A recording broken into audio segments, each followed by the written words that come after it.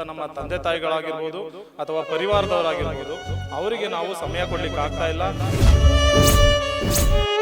ನಮ್ಮ ಹೆಂಡತಿ ಮಕ್ಕಳಿಗೆ ಅವರಿಗೆ ಸಮಯ ಕೊಡ್ಲಿಕ್ಕಾಗ್ಲಿ ನಮಗೆ ಸಾಧ್ಯ ಆಗ್ತಾ ಇಲ್ಲ. ಇತ್ತೀಚೆಗೆ ರಜಾ ದಿನಗಳಲ್ಲೂ ಸಹ ನಮಗೆ ಕೆಲಸ ಮಾಡಲಿಕ್ಕೆ ಮೆಮೊ ಆಗ್ತಾ ಇರೋದು. ಹಾಗಾಗಿ ಮನೆಯಲ್ಲೂ ಸಮಸ್ಯೆ, ಕೌಟುಂಬಿಕ ಸಮಸ್ಯೆಗಳು ಜಾಸ್ತಿ ಆಗ್ತಾ ಇದೆ. ಈ ರೂಲ್ 6 ಅನ್ನೋದನ್ನ ತೆಗ್ದಿರೋದ್ರಿಂದನೇ ಇದು ಇಷ್ಟು ದೊಡ್ಡ ಪರಿಣಾಮವಾಗಿ ಹೋರಾಟಕ್ಕೆ ಇಳಿದಿದ್ದೀವಿ. ಸೈನಿಕರನ್ನ ಪ್ರತಿ ಹಂತದಲ್ಲೂ ಗೌರವಿಸಿ ಅವರು ದೇಶಕ್ಕೆ ಸೇವೆ ಕೊಟ್ಟ ಹಾಗೆ ಜನರಿಗೂ ಸಹ ಸೇವೆ ಕೊಡ್ತಾರೆ ಅಂತ ಹೇಳಲಿಕ್ಕೆ ಬಯಸ್ತೀನಿ. ಜೈ ಜವಾನ್ ಜೈ ಕಿಸಾನ್ ಅನ್ನೋ ಧ್ಯೇಯ ವಾಕ್ಯನೇ ಇದೆ. ಅಂದ್ರೆ ದೇಶಕ್ಕೋಸ್ಕರ ಒಬ್ಬ ಜವಾನ್ ಅಂದ್ರೆ ಸೈನಿಕ ಎಷ್ಟು ತ್ಯಾಗನ ಮಾಡಿ ಅವನ ಪ್ರಾಣನ ಒತ್ತಿ ಇಟ್ಟು ದೇಶ ಸೇವೆನ ಮಾಡ್ತಾ ಇರ್ತಾರೆ. ಗ್ರಾಮ ಆಡಳಿತ ಅಧಿಕಾರಿಗಳ ಮುಷ್ಕರ ಕಳೆದ 4 ದಿನದಿಂದ ನಡೀತಿರುವಂಥದ್ದು.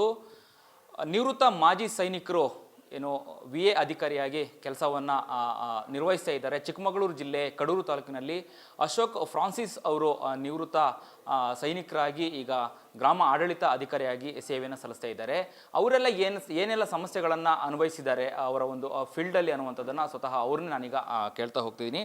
ಸರ್, ಈಗ ನಿವೃತ್ತ ಸೈನಿಕರು ನೀವು VA ಅಧಿಕಾರಿಯಾಗಿ ಸೇವೆಯನ್ನು ಮಾಡ್ತಾ ಇದ್ದೀರಾ.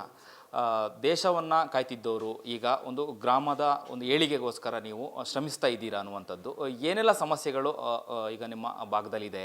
ಈಗಾಗಲೇ ಕಳೆದ 4 ದಿನದಿಂದ ಮುಷ್ಕರವನ್ನು ಮಾಡ್ತಾ ಇದ್ದೀರಾ. ಏನೆಲ್ಲ ಸಮಸ್ಯೆಗಳಿದೆ ನಿಮ್ಮ ಫೀಲ್ಡಲ್ಲಿ? ಎಲ್ರಿಗೂ ನಮಸ್ಕಾರ. ಜೈ ಜವಾನ್ ಜೈ ಕಿಸಾನ್ ಅನ್ನೋ ಧ್ಯೇಯ ವಾಕ್ಯನೇ ಇದೆ. ಅಂದರೆ ದೇಶಕ್ಕೋಸ್ಕರ ಒಬ್ಬ ಜವಾನ್ ಅಂದರೆ ಸೈನಿಕ ಎಷ್ಟು ತ್ಯಾಗನ ಮಾಡಿ ಅವನು ಚಿಕ್ಕ ವಯಸ್ಸಿನಲ್ಲೇ ದೇಶಕ್ಕೆ ಸೈನ್ಯಕ್ಕೆ ಸೇರಿ ಅವನ ಪ್ರಾಣನ ಒತ್ತೆ ಇಟ್ಟು ದೇಶ ಸೇವೆನ ಮಾಡ್ತಾ ಇರ್ತಾನೆ. ಅಂಥ ಸೈನಿಕರಾಗಿ ನಾವು ಸೇವೆ ಸಲ್ಲಿಸಿ ನಂತರ ನಿವೃತ್ತಿ ಹೊಂದಿ ಬಂದಿರೋದಕ್ಕೆ ನಮಗೆ ಗರ್ವ ಇದೆ. ನಾವು ಬಂದಂಥ ಸಮಯದಲ್ಲಿ ನಾವು ಮಾಜಿ ಸೈನಿಕರು ಅನ್ನೋ ಕೋಟಾದಡಿಯಲ್ಲಿ ನಮಗೆ ಗ್ರಾಮ ಆಡಳಿತಾಧಿಕಾರಿ ಹುದ್ದೆ ಲಭ್ಯ ಆಗಿರುತ್ತೆ. ಆದರೆ ಇದು ನಾವು ಸೇರುವಂಥ ಸಮಯದಲ್ಲಿ 5 ವರ್ಷ ಆದ ನಂತರ ತಮ್ಮ ತಮ್ಮ ಜಿಲ್ಲೆಗಳಿಗೆ ಅಥವಾ ಅಂತರ್ಜಿಲ್ಲಾ ವರ್ಗಾವಣೆ ಇದೆ ಅನ್ನೋ ಮಾತು ಅಥವಾ ಆ ರೂಲು ಸಹ ಇತ್ತು. ಆದರೆ ಇತ್ತೀಚೆಗೆ ಸರ್ಕಾರ ಅದನ್ನು ತೆಗೆದಾಕಿದ್ದ ಪರಿಣಾಮವಾಗಿ ನಾವು ಏನು ಇಡೀ ದೇಶದಲ್ಲೆಲ್ಲ ಸಂಚರಿಸಿ ಅಷ್ಟೊಂದು ಕಷ್ಟಪಟ್ಟು ನಮ್ಮನ್ನು ಚಿಕ್ಕದ್ರಿಂದ ಮೋಟಿವೇಶನ್ ಮಾಡಿ ನಮ್ಮ ಬೆನ್ನು ತಟ್ಟಿ ದೇಶ ಸೇವೆಗೆ ನಮ್ಮನ್ನು ಕಳಿಸಿದ್ದಂಥ ನಮ್ಮ ತಂದೆ ತಾಯಿಗಳಾಗಿರ್ಬೋದು ಅಥವಾ ಪರಿವಾರದವರಾಗಿರ್ಬೋದು ಅವರಿಗೆ ನಾವು ಸಮಯ ಕೊಡಲಿಕ್ಕೆ ಆಗ್ತಾ ಇಲ್ಲ. ಈಗಲೂ ಸಹ ಅವರಿಗೆ ಹಲವಾರು ಅನಾರೋಗ್ಯ ತೊಂದರೆಗಳಿದ್ದಾವೆ. ಅವ್ರನ್ನ ಸರಿಯಾದ ಸಮಯಕ್ಕೆ ಅವರಿಗೆ ಚಿಕಿತ್ಸೆ ಕೊಡಿಸ್ಲಿಕ್ಕಾಗಲಿ ನಮ್ಮ ಹೆಂಡತಿ ಮಕ್ಕಳಿಗೆ ಅವರಿಗೆ ಸಮಯ ಕೊಡಲಿಕ್ಕಾಗಲಿ ನಮಗೆ ಸಾಧ್ಯ ಆಗ್ತಾ ಇಲ್ಲ. ಇದ್ರ ಬಗ್ಗೆ ನಾವು ಈಗಾಗಲೇ ತುಂಬ ಸಲ ನಮ್ಮ ಕಂದಾಯ ಸಚಿವರು ಹಾಗೂ ಮಾನ್ಯ ಕಂದಾಯ ಪ್ರಧಾನ ಕಾರ್ಯದರ್ಶಿಗಳಿಗೆ ಈಗಾಗಲೇ ಮನವಿನ ಕೊಟ್ಟಿದ್ದೀವಿ. ಆದ್ರೂ ಅವರು ಇಲ್ಲಿ ತನಕ ಅದಕ್ಕೆ ಯಾವುದೇ ರೀತಿ ಸ್ಪಂದನೆ ಮಾಡಿಲ್ಲ. ನಾನು ನಿಮ್ಮ ಮುಖಾಂತರ ಒಂದು ಎಲ್ಲ ಮಾಜಿ ಸೈನಿಕರ ಪರವಾಗಿ ಒಂದು ರಿಕ್ವೆಸ್ಟ್ ಮಾಡ್ಕೋತಾ ಇದ್ದೀನಿ. ಈಗಾಗಲೇ ಪೊಲೀಸ್ ಇಲಾಖೆಯಲ್ಲಿ 3 ವರ್ಷ ಸೇವೆ ಸಲ್ಲಿಸಿದಂತಹ ಮಾಜಿ ಸೈನಿಕರಿಗೆ ಅವರಿಗೆ ವರ್ಗಾವಣೆಗೆ ಅವಕಾಶ ಕೊಟ್ಟಿದ್ದಾರೆ. ನಾವು ಇಷ್ಟು ವರ್ಷ ಗಡಿಭಾಗಗಳಲ್ಲಿ ದೇಶದ ಎಲ್ಲೆಡೆ ಸಂಚರಿಸಿ ದೇಶ ಸೇವೆನ ಮಾಡಿ ಇಲ್ಲಿ ಬಂದು ಸಾರ್ವಜನಿಕ ಸೇವೆನೂ ಸಹ ಅಷ್ಟೇ ಅಚ್ಚುಕಟ್ಟಾಗಿ ಜನರಿಗೆ ಹಗಲು ರಾತ್ರಿ ಸೇವೆ ಕೊಡಬೇಕು ಅನ್ನೋ ಉತ್ಸಾಹದಿಂದ ನಾವೆಲ್ಲ ಇಲ್ಲಿ ಸೇರಿದ್ದೀವಿ. ಆದರೆ ನಮಗೆ ನಮ್ಮ ಸ್ವಂತ ಜಿಲ್ಲೆಗೆ ಹೋಗಲಿಕ್ಕೆ ವಿಶೇಷ ಪ್ರಕರಣ ಅಂತ ಪರಿಗಣಿಸಿ ಮಾಜಿ ಸೈನಿಕರಿಗೆ ಹಾಗೆಯೇ ಈ ರೂಲ್ 6 ಅನ್ನೋದನ್ನು ತೆಗ್ದಿರೋದ್ರಿಂದನೇ ಇದು ಇಷ್ಟು ದೊಡ್ಡ ಪರಿಣಾಮವಾಗಿ ಇವತ್ತು ಈ ಹೋರಾಟಕ್ಕೆ ಇಳಿದಿದ್ದೀವಿ.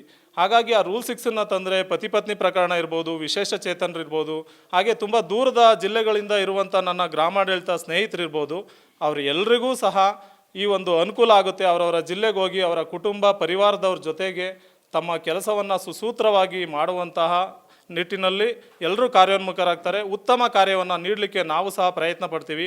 ಸೈನಿಕರು ಅನ್ನೋದು ಕೇವಲ ಆಗಸ್ಟ್ 15 ಅಥವಾ ಜನವರಿ 26 ಏನಿದೆ ಗಣರಾಜ್ಯೋತ್ಸವ ಅಥವಾ ಸ್ವಾತಂತ್ರ್ಯ ದಿನಾಚರಣೆ ದಿನದಲ್ಲಿ ಬರುವಂಥ ಮಾತ್ರ ನೆನಪಾಗಿ ಉಳಿಬಾರ್ದು. ಸೈನಿಕರನ್ನ ಪ್ರತಿ ಹಂತದಲ್ಲೂ ಗೌರವಿಸಿ ಅವರು ದೇಶಕ್ಕೆ ಸೇವೆ ಕೊಟ್ಟ ಹಾಗೆ ಜನರಿಗೂ ಸಹ ಎಲ್ಲ ವಿಧದಲ್ಲೂ ಸೇವೆ ಕೊಡ್ತಾರೆ ಅಂತ ಹೇಳಲಿಕ್ಕೆ ಬಯಸ್ತೀನಿ. ಈಗ ನೀವು ಸೈನಿಕರಾಗಿ ಕೆಲಸ ಮಾಡಿದ್ರಿ ಅಂತ ಹೇಳಿದ್ರಿ. ಯಾವ ಭಾಗದಲ್ಲಿ ಕೆಲಸ ಮಾಡಿದ್ರಿ? ನೀವು ಎಷ್ಟು ವರ್ಷ ಸೇವೆಯನ್ನು ಮಾಡಿದ್ರಿ, ದೇಶವನ್ನು ಕಾದಿದ್ರಿ ನೀವು? ಸರ್, ನಾನು 19 ವರ್ಷ ದೇಶ ಸೇವೆ ಮಾಡಿದ್ದೀನಿ. ಅದರಲ್ಲಿ ಹೆಚ್ಚಾಗಿ ನಾನು ಟ್ರೈನಿಂಗ್ ಮಾಡಿದ್ದು ಬೆಂಗಳೂರಲ್ಲಿ. ಆದರೆ ನಾವು ಸರ್ವಿಸ್ ಎಲ್ಲ ಕೊಟ್ಟಿರೋದು ಉತ್ತರ ಭಾರತದಲ್ಲೇ. ಅಂದರೆ ಬದ್ರಿನಾಥ್ ಬಿಟ್ಟು ಮೇಲೆ ಕೇಳಿರ್ಬೋದು, ಅಲ್ಲಿ ಮನುಷ್ಯರೇ ಇರಲಿಕ್ಕಾಗಲ್ಲ. ರಥಕೋಣ, ಆ ಚೈನಾ ಬಾರ್ಡರ್ ಏನಿರುತ್ತೆ ಆ ಕಡೆ, ಜಮ್ಮು ಕಾಶ್ಮೀರ, ಉತ್ತರಾಖಂಡ್, ರಾಜಸ್ಥಾನ್, ಪಂಜಾಬ್, ಹರಿಯಾಣ ಮಧ್ಯಪ್ರದೇಶ, UP ಈ ಥರ ಎಲ್ಲ ಸ್ಟೇಟ್ಗಳಲ್ಲೂ ನಾವು ಮ್ಯಾಕ್ಸಿಮಮ್ ಸೈನಿಕರು ಎಷ್ಟಿರ್ತಾರೆ ಅವರೆಲ್ಲರೂ ಸಹ ಎಲ್ಲ ಭಾಗದಲ್ಲೂ ಎಲ್ಲ ಅತಿ ಕ್ಲಿಷ್ಟಕರ ವಾತಾವರಣ ಸಿಯಾಚಿನ್ ಗ್ಲೇಸಿಯರ್ ಏನೇನಿರುತ್ತೆ ಅಲ್ಲಿ ಪ್ರತಿಯೊಂದು ಜಾಗದಲ್ಲೂ ನಾವು ಸರ್ವಿಸ್ನ ಕೊಟ್ಟು ಬಂದಿದ್ದೀವಿ, ದೇಶ ಸೇವೆನ ಮಾಡಿದ್ದೀವಿ. ಏನೋ ನಿಮ್ಮಂಥವರ ಪುಣ್ಯ ಹಾಗೂ ಜನರ ಆಶೀರ್ವಾದದಿಂದ ನಾವಿವತ್ತು ನಿಮ್ಮ ಸೇವೆಗೆ ಮತ್ತೆ ನಮ್ಮ ಅದೃಷ್ಟದಿಂದ ಬದುಕಿ ಬಂದು ಇಲ್ಲಿ ಸೇವೆ ಕೊಡ್ತಾ ಇದ್ದೀವಿ. ಅದ್ರ ಜೊತೆಗೆ ನಮ್ಮ ಕುಟುಂಬದೊಂದಿಗೆ ಸಹ ಸಮಯ ಕೊಡಲಿಕ್ಕೆ ನಮಗೆ ಅವಕಾಶ ಮಾಡಿಕೊಡಿ ಅಂತ ಮಾನ್ಯ ಕಂದಾಯ ಸಚಿವರಲ್ಲಿ ಹಾಗೂ ಮಾನ್ಯ ಸರ್ಕಾರದ ಮುಖಾಂತರ ನಾನು ನನ್ನ ಬೇಡಿಕೆಯನ್ನು ಈಡೇರಿಸಿ ಅಂತ ಕೇಳ್ಕೊತಾ ಇದ್ದೀನಿ ಸರ್. ಅಂದರೆ ಈಗ ನೀವು ಮುಂಚೆನೂ ಕೂಡ ದೇಶ ಸೇವೆಯಲ್ಲಿ ತೊಡಗಿಸ್ಕೊಂಡಿದ್ದೀರಿ ಯೋಧರಾಗಿ, ಆವಾಗ ಫ್ಯಾಮಿಲಿಗೆ ಟೈಮ್ ಕೊಡಲಿಕ್ಕೆ ಅದು ಗೊತ್ತಿರೋ ವಿಚಾರ ಅದು. ಈಗ ಯಾವ ರೀತಿಯಾಗಿ ಸಮಯ ಕೊಡ್ತಾ ಇದ್ದೀರಾ, ಈಗ ಯಾವ ರೀತಿ ಇದೆ ಅಂದರೆ ಕುಟುಂಬ ಜೊತೆಗಿದ್ದೀರಾ ಅಥವಾ ಬೇರೆ ಜಿಲ್ಲೆ ಅಥವಾ ಬೇರೆ ತಾಲೂಕಿನ ಕೆಲಸ ಮಾಡ್ತಾ ಇದ್ದೀರಾ ಇಲ್ಲಿ ಅನ್ನುವಂಥದ್ದು? ಹೌದು ಸರ್, ನಾವಿವಾಗ ಬೇರೆ ಜಿಲ್ಲೆಯಲ್ಲಿದ್ದೀನಿ. ನಾನು ಮೂಲತಃ ಹಾಸನ ಜಿಲ್ಲೆಯವನು. ಈಗ ಚಿಕ್ಕಮಗಳೂರು ಜಿಲ್ಲೆಯಲ್ಲಿ ಕಡೂರು ತಾಲೂಕಲ್ಲಿ ವರ್ಕ್ ಮಾಡ್ತಾ ಇದ್ದೀನಿ. ಇತ್ತೀಚೆಗೆ ಇರುವಂಥ ಒತ್ತಡದಿಂದಾಗಿ, ಏಕೆಂದರೆ ಇತ್ತೀಚೆಗೆ ರಜಾ ದಿನಗಳಲ್ಲೂ ಸಹ ನಮಗೆ ಕೆಲಸ ಮಾಡಲಿಕ್ಕೆ ಮೆಮೊ ಆಗ್ತಾ ಇರೋದ್ರಿಂದ ಎಲೆಕ್ಷನ್ ವರ್ಕ್ ಇರ್ಬೋದು ಅಥವಾ ಇನ್ನು ಕೃಷಿಗೆ ಸಂಬಂಧಪಟ್ಟಂತೆ ಇದು ಅಂತ ಕ್ರಾಪ್ ಸರ್ವೆ ಇರ್ಬೋದು, ಬೆಳೆ ಕಟಾವು ಇರ್ಬೋದು, ಇಂಥ ಹಲವಾರು ಹಾಗೂ ಆಫೀಸಲ್ಲಿ ಇರುವಂಥ ಒತ್ತಡಗಳು ಹೊಸ್ದಾಗಿ ಬರ್ತಾ ಇರುವಂಥ ಆ್ಯಪ್ಗಳಿಂದಾಗಿ ನಮಗೆ ಯಾವುದೇ ರೀತಿ ರಜೆ ಸಿಗ್ತಾ ಇಲ್ಲ.